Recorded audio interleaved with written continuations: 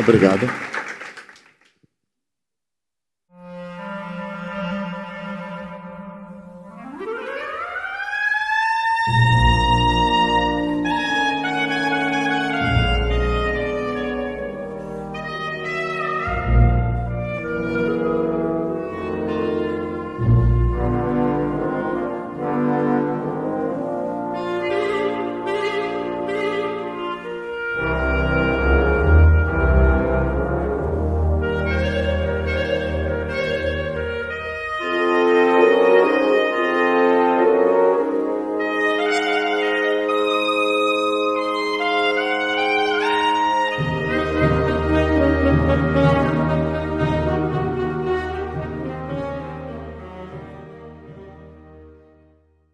Alô, nasci, trabalho aqui, tudo é São Paulo.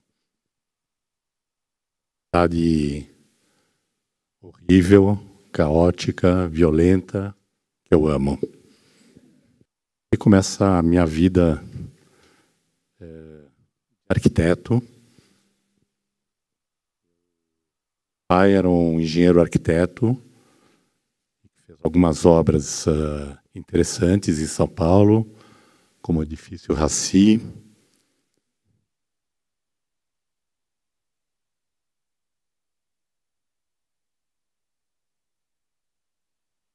Esse é na Rua Paim,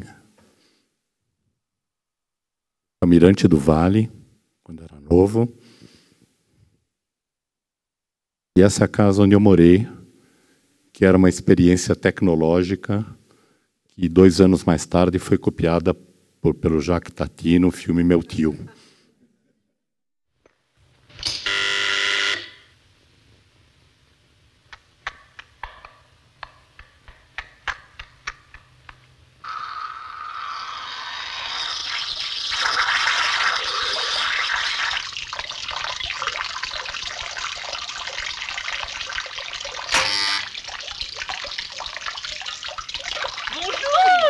Je passais tout près et je me suis dit, ce n'est pas possible, il faut que je m'arrête pour savoir ce que j'adore votre visite, on ne vous voit jamais. Oh, ça pour une seule, je ne voulais pas vous déranger. Ah, mon steak.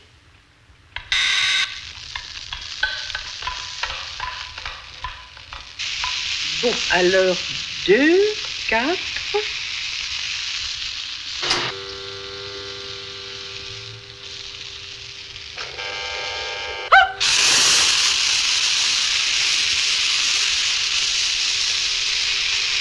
Reculez-vous un peu. C'est pour le jus.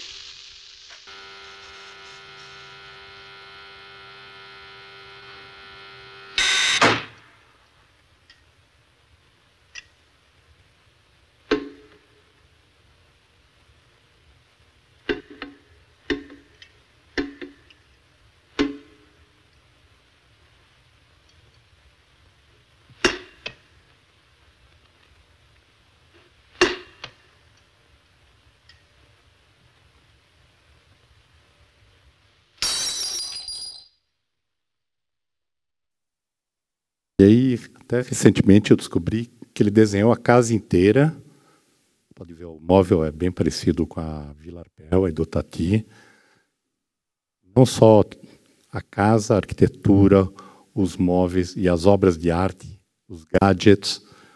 E talvez venha daí minha obsessão pelo desenho.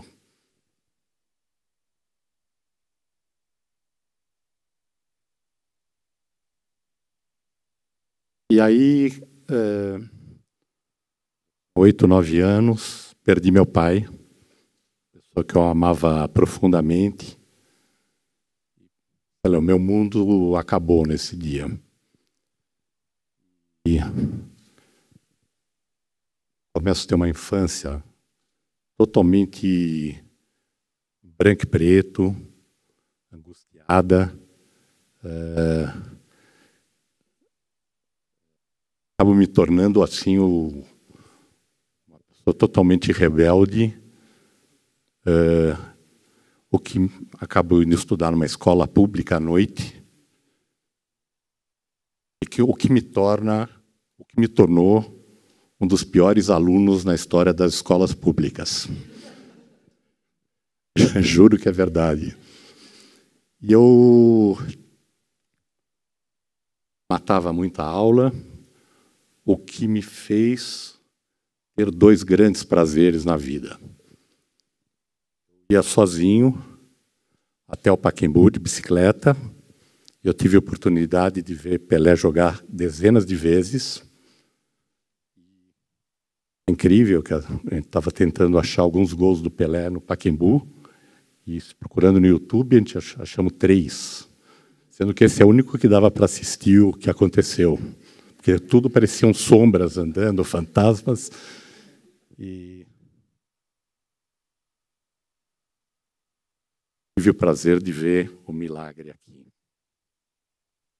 Aí, uma outra coisa que marca a minha vida,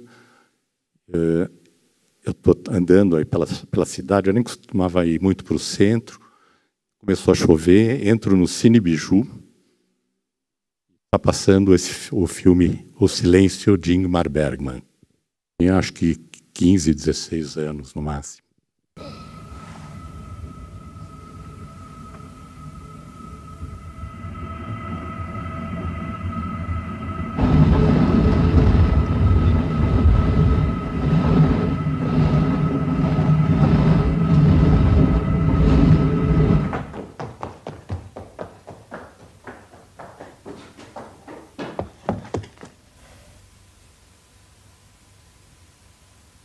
Não. Eu não tinha a mínima ideia do que eu estava assistindo, e isso daí muda a minha vida, e eu entendo nesse momento o significado da palavra poesia. Eu era esse menino com um revólver de brinquedo, andando pelos corredores infinitos de um hotel abandonado ou vazio, e eu saio desse filme vendo o mundo colorido de novo. Aí entro na escola de arquitetura e os professores, obviamente, quer dizer, uma época logo depois de Brasília, começam a me catequizar pelo modernismo e eu não gostava.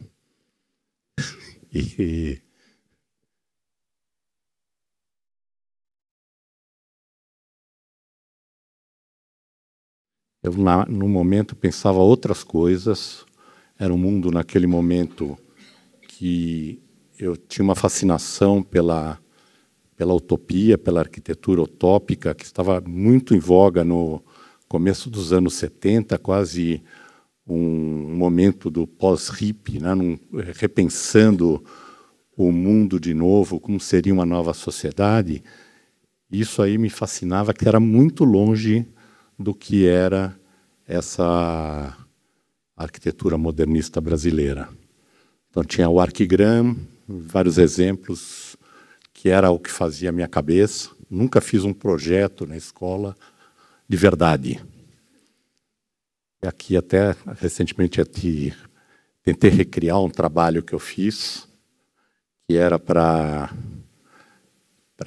reurbanizar uma área na Major Sertório, um quarteirão, onde tinham vários inferninhos, e aí tudo desenhado na 9ª Sinfonia de Beethoven, e era uma praça toda de concreto. No canto tinha uma cartola com um pianista tocando a 9ª Sinfonia, na parte de baixo era onde eram localizados os inferninhos, e acontece uma coisa incrível, que quando eu vou retirar o trabalho na secretaria da escola, do Mackenzie, não deixaram, porque o trabalho foi censurado. É ridículo. Sempre me achei ridículo contando essa história, hoje em dia já não acho mais, porque poderia acontecer em breve isso. E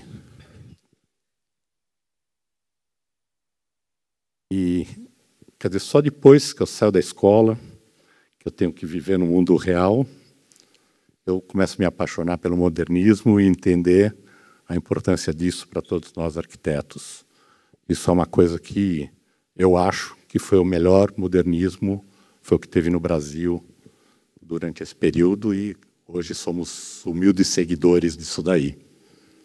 Aí eu, seguindo lá um pouco do que eu queria fazer, começo a fazer Super 8, fazia junto com o Isai, fizemos 13 curta-metragens com sucesso muito grande. Em 87, e foi lançado em 88, fizemos um longa-metragem chamado Fogo e Paixão.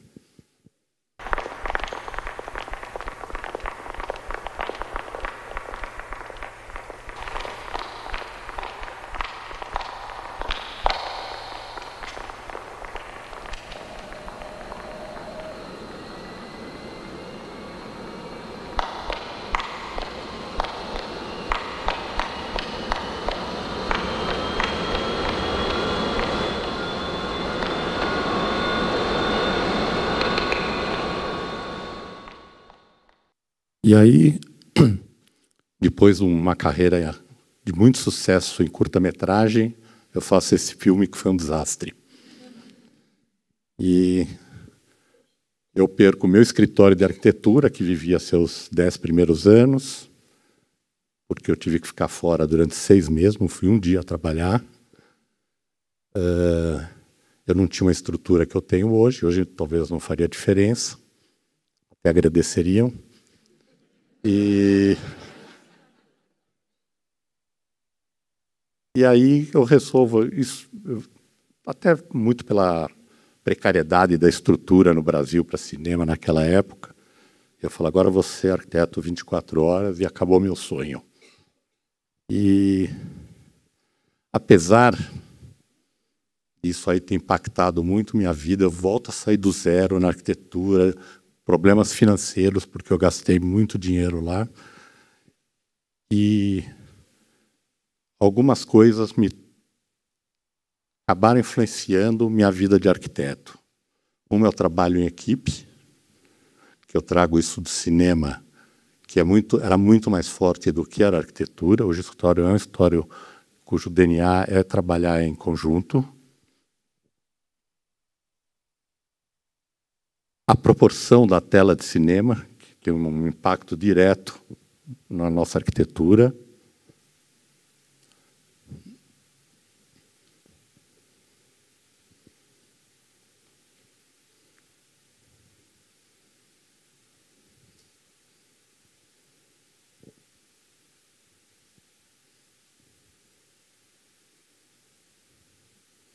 A luz natural, a luz artificial.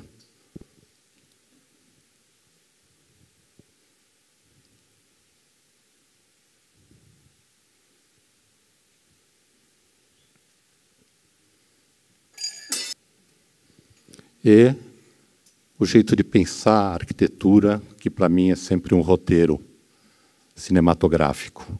Muitas vezes imagino que eu sou uma personagem que vive o lugar e vai mudando o espaço com poder sobrenatural.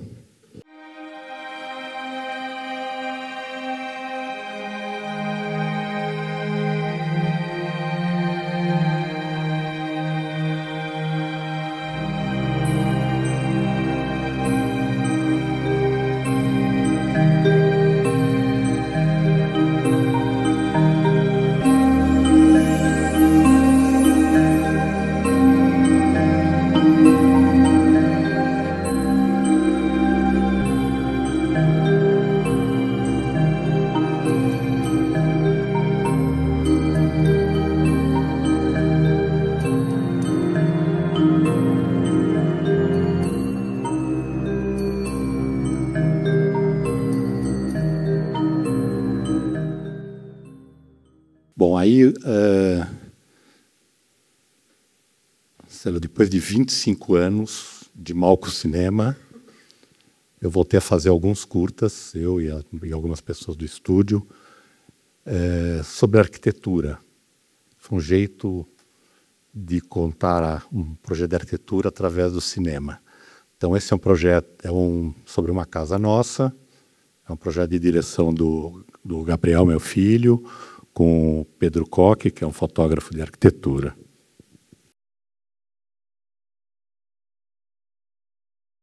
And who wants this kind of house? Cold, dull, without life? This was not my dream. It was the dream of my ex-wife, Susanna. She insisted on straight lines, thin, light, and modern, without any ornaments. And I was in search of what I had always imagined, a beautiful neoclassical project, the symbol of permanence, all that I had achieved in life, something with history. The project was the catalyst for the end of our marriage. I know that now. We were fighting from the beginning, from the purchase of the lot to the choice of architects. And that is how that hellish house in concrete, wood and glass began taking shape, started to burn. It was either me or the house. And where is Susanna now? At home. She thinks only about the house.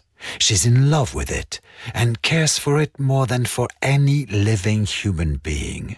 Susanna never had as much passion for me as she now has for those straight lines. She cleans every corner so carefully and lovingly, patiently arranges every object, and everything must be impeccable and in its exact place, except for me. There never was space for me there. The swimming pool was my only victory in the entire project after a lot of arguing. I bet Susanna never even went in for a dip.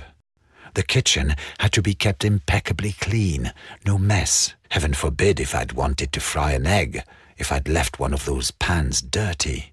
This aseptic, industrial-like rigor was unbearable. As long as Susanna is enslaved by the house, she will never be free. A house must be comfortable and have velvet curtains, golden metals, leather sofa, marble floors, plaster moldings, crystal lighting, just like a normal house. How could anyone be happy in that charmless, wide-open space? I want privacy in my life without having the impression of being observed at every moment. I definitely don't need enormous windows. And the architects, cynics, they think that the house should defy everyday life, teaching me how I should live. In fact, thinking about it, they're responsible for all of this. This situation will not last very long. She'll realize that she's been foolish, building that sort of house that way, the absurdity of her passionate love for this house.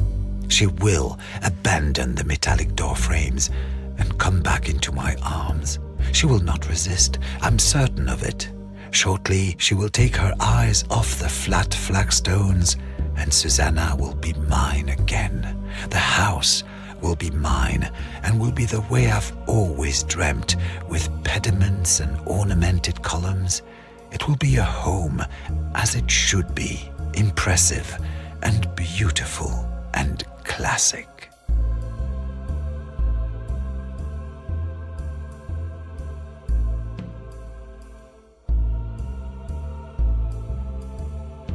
Muitas vezes, quando eu dava aula, vinham me perguntar como vai ser uma casa daqui 20 anos. Eu falo exatamente igual a hoje. Porque realmente não muda. E aí começamos a pensar como seria uma casa daqui 70 anos, 100 anos. E a gente fez um filmezinho em 2D, chamado Metallic Villadron. E agora, com o advento da inteligência artificial, eu tenho no escritório um craque aí da inteligência artificial, o Carlinhos, que está tentando passar o... E aí, vocês vão ver em primeira mão, ficou pronto a semana passada, uma parte dele vai ser... A gente passou tudo que estava em 2D para 3D, e depois nós já escrevi, e aí vamos começar a desenvolver para contar a história também das pessoas que habitam essa cidade. Então, por enquanto, vai essa primeira parte, primeira vez aí que é o que mostramos.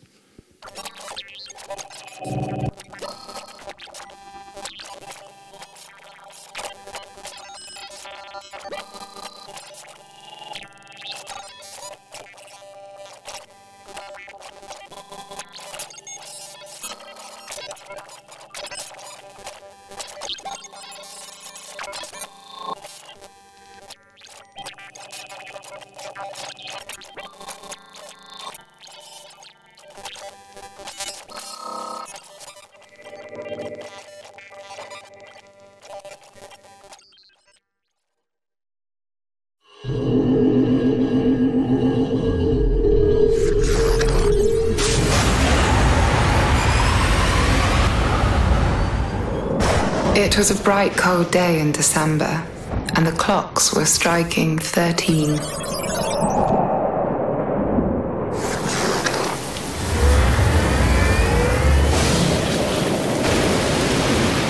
I'm in the hall, waiting for the elevator. A chubby boy is holding one of those lizards from Planet Ross. It's the last day of the year, and I decide to have breakfast at an old cafe. I'm tired of eating 3D printed food. The streets are infested with ultra-violent Nadsat shikers. The cop bots have been without maintenance for years. I walk into Cafe Jimbo Show. I see my neighbor, and he invites me to sit. He is moving his Villodrome to a tower near the city park. This is what life is like now. Flying houses go to better or worse places depending on their financial conditions. Tonight, we enter a new century.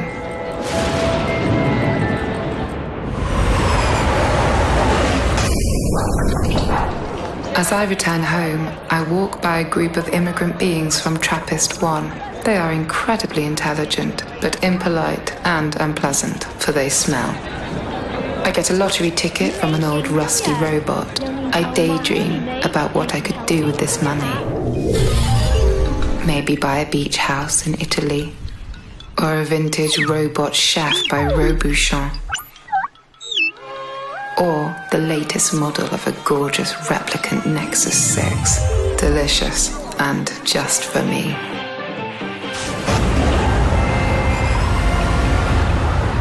As I make my way up to my Villodrome in this metabolist complex of 6,500 units, I decide to stop by one of the medical pods at the top floor. I'll have to change a few organs in the next 5 years.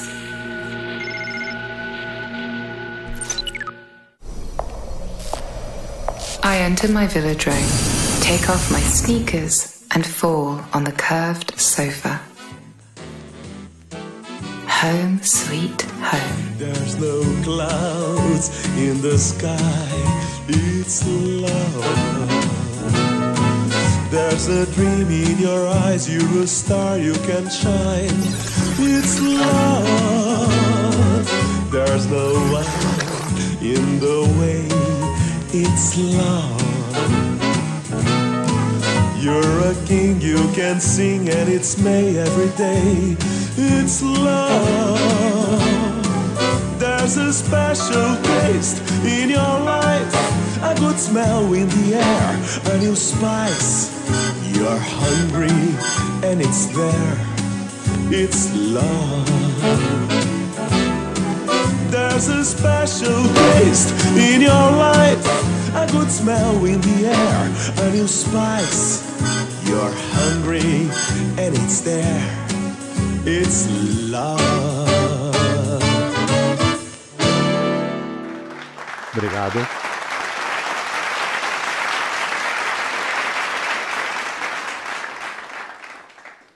De tu historia que nos has contado hoy, hay algo que cuentas que al principio de tu carrera como cineasta, como filmmaker, tuviste que dejarlo a un lado por problemas económicos. Y empezaste como arquitecto. ¿Cuál hubiera sido el plan? Porque no es un plan fácil. ¿Era plan B, plan A, filmmaker, plan B, arquitecto, plan C? ¿Cuál era? Sei lá, eu não tinha opção mesmo. Quer dizer, são as únicas duas coisas que eu sabia fazer. Então, e eu gostava de arquitetura. Só que não dava para ter as duas profissões ao mesmo tempo.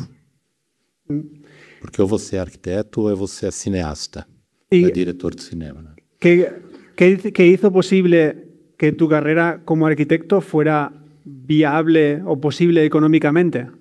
Porque no es fácil tampoco. Sim. Mas um filme do tipo que nós fizemos era um filme que custava $milhões. Então, e a arquitetura não tem esse impacto financeiro. Quer dizer, não era dinheiro meu, teve vários patrocinadores do filme. Eu tinha uma parte pequena, mas é coisa para gente grande. Não era meu caso. Eu teria que ter tido muito sucesso no filme para ele financiar o seguinte. Mas não aconteceu isso. Nunca es tarde, nunca se sabe. Sim, agora, mas esses curtas aí nós já fizemos uns 10 e eles são profissionais, com equipe profissional, mas é fácil de fazer.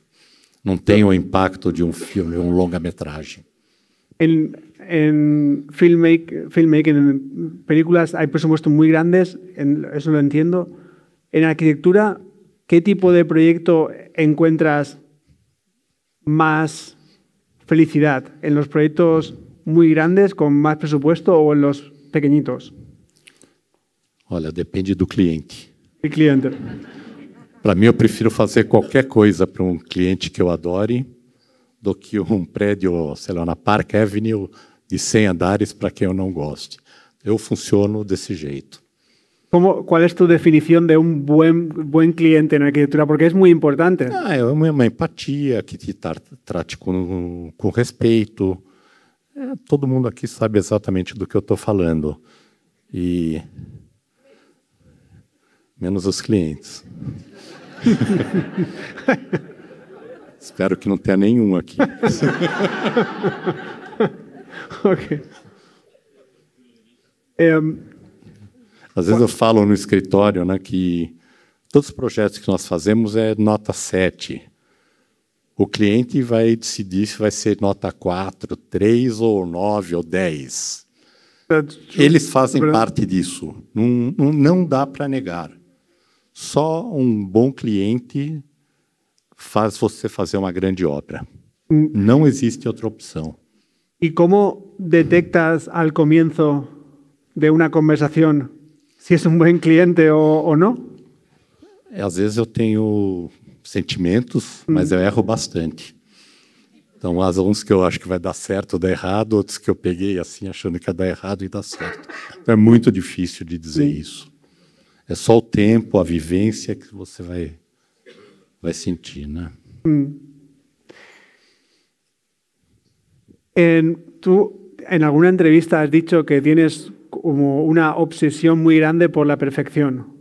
Sí. Y cuando has mostrado el vídeo de la mujer moviendo las cosas, sí, pensaba que estaba inspirado en ti, quizás. Sí. Un pouco. O escritório tem um pouco esse toque, né? O transtorno obsessivo compulsivo. Quer dizer, até hoje em dia as pessoas da minha equipe têm mais do que eu. Mas isso é uma paixão pela perfeição, pelo desenho, né? A cultura do desenho, que é uma coisa que eu aprendi desde cedo. Sabe, isso ser perfeccionista, desenhar bem, o que for, não significa um bom projeto. Eu acho que isso é a nossa viagem, a minha vida. Foi esse pensamento de ter sempre um objeto que se encaixa inteiro, com os parafusos no lugar certo, com uma máquina, assim, flawless, né? Sem falhas. E é uma coisa que eu gosto, assim, acho que eu fiquei viciado nisso e a razão, provavelmente, até toda vez que às vezes eu estava preparando essa aula, eu achei mais alguns desenhos lá da casa que eu morava, você vê a divisão da biblioteca, já estava com os livros, cada livro no seu lugar. Então, é uma coisa que quer dizer, meu pai morreu, eu tinha 8 anos, peguei pelo DNA, sei lá, pelo ar. Eu não estou nem brincando, acho que isso existe. ¿Y crees que es posible hacer buena arquitectura sin esa obsesión por la perfección? Com certeza. Tem um exemplo aí do Niemeyer, por exemplo, que você não vê uma qualidade de acabamento e detalhamento, mas é uma grande arquitetura, acabou. En arquitectura también hay mucho... Posso te dar vários exemplos desse, mas Niemeyer é um exemplo supremo disso. Y con bueno, hay alguien del público que nos enviaba una pregunta que preguntaba si sobre la perfección tu atención por el detalle también, y preguntaba si es algo que vino con el tiempo, pero como lo has contestado ahora mismo, que siempre lo tenías, también como... Não, acho que isso, acho que você vai aprendendo. Sí, pero Eu acho que isso é a maturidade que arquitetura é uma profissão de idade. Se você é milênio e quer ver tudo no dia seguinte, desistam. Esse é o conselho que eu dou.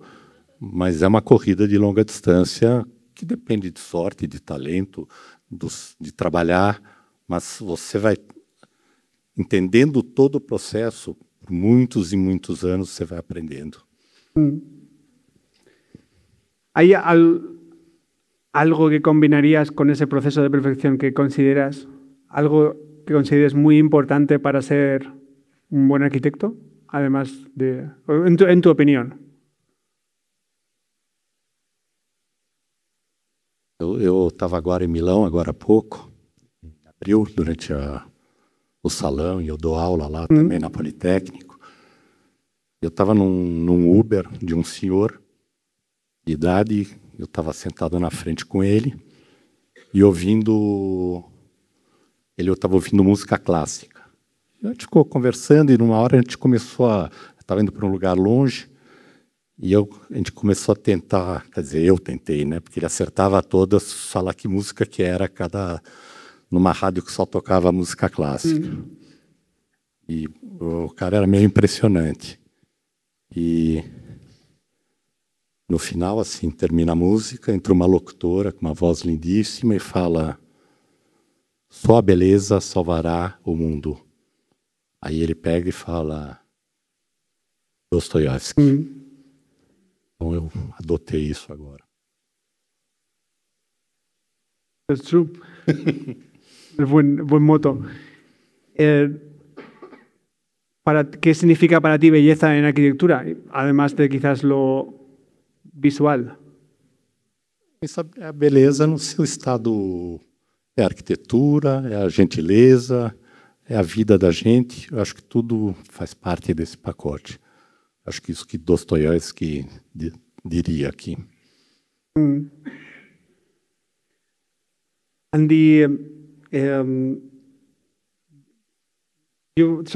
algo que es como, hablo en inglés porque me viene la traducción en inglés, pero lo siento. Algo que tú tienes, que es algo siempre que asociamos a ti por tu personalidad, es el humor. ¿Crees que es importante optimismo, buen humor para una profesión como la nuestra, en la que bueno, hay momentos un poco más difíciles? Acho que com certeza. É difícil sobreviver sem humor.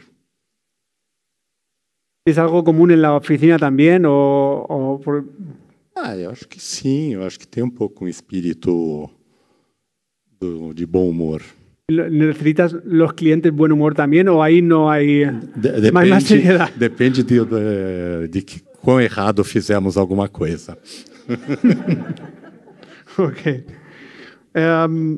Bueno, a ver si tengo alguna otra pregunta.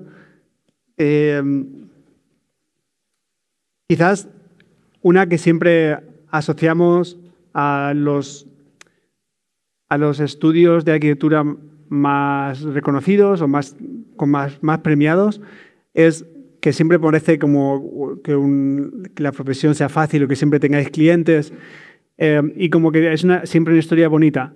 ¿Hay alguna historia de un failure, de un momento difícil, de algún error, algo con lo que os sirvió para después aprender? O sea, un momento difícil que os ha servido en la oficina para... Isso acontece todos os dias. Bueno, eu, há muito tempo atrás, ¿qué ha pasado hoy? Me convidaram para dar aquele TED. E um dia antes vieram conversar, o que você vai falar? Eu falei, vou falar sobre uma experiência que deu tudo errado na China. Eles falaram, você não pode falar isso, é contra os nossos princípios. Um dia antes, assim. E quer dizer, é isso, a vida é assim. Quem fala que tudo é bonitinho está mentindo, mas... E aí tinha uma história engraçada em volta de tudo, mas que no final a gente perdeu o trabalho, mas tudo bem. Hay prioridades. Marcio, muchas gracias por la presentación y por la conversación. Ahora vamos a tener un minuto para preparar la mesa redonda, pero por ahora, muchísimas gracias por esto, me asiento. Gracias, Marco.